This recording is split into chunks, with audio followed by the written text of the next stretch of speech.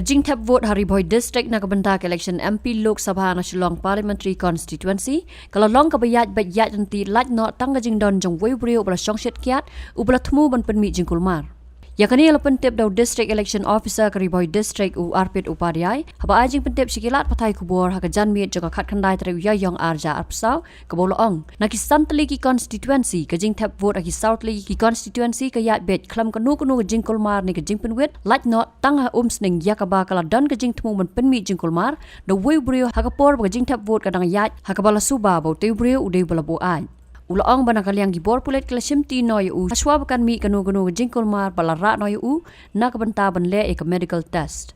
Lay thuru ka Jingthep vote aki benta khaput bat ka jala Assam ka bakuntop ya ka block 2 kala long ka bayat bet yat nanti hakaba ki pat ba jong ka te ka than kila poisok shigi jaka thep vote klam da don kanu ka jingpenthut. So today it was the polling day and all the teams are started reporting back and the polling has closed.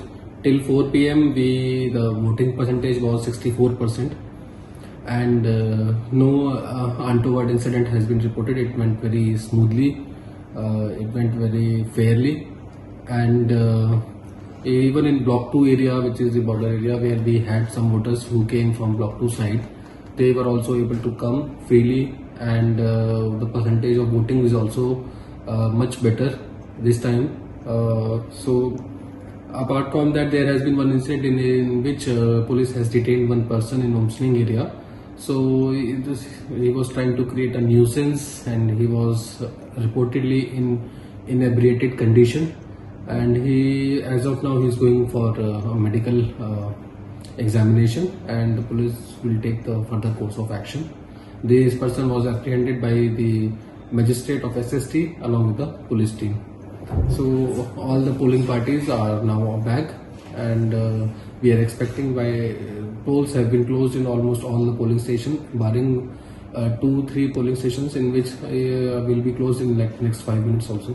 And the exact figures will be known to us the moment the polling parties will arrive here, because this data is as per the Polestar, and there were very few polling stations in which due to connectivity issues we had to enter the data manually. So we are expecting that the percentage overall will be around 68-70%. Habatin, pej bahagi kishab, kashab plus F. Ka plus F? Hakabam bangibam dunaki eki batay kamet. Namar kata habathiru atau kau kamlu ka umpnyang kadut pej ya kashab plus F haka jingsom. Yaki nutrient kumki vitamin bat ka iron la icon diat bat ka bathau bha kam khta ka dur jingki mar bam ka jing mat lani ka rukom shed yaki balehi banai kita ka don ka we ka jing mentoy ba kongsan ka kot ka khia ka nutrition ba kham bha ka jing im ba kham bha pendon kam daki mar bam madon ka sharp plus F menta kasni Lawan Ra Shafi Lingba ko office jong commissionerate of food safety Meghalaya.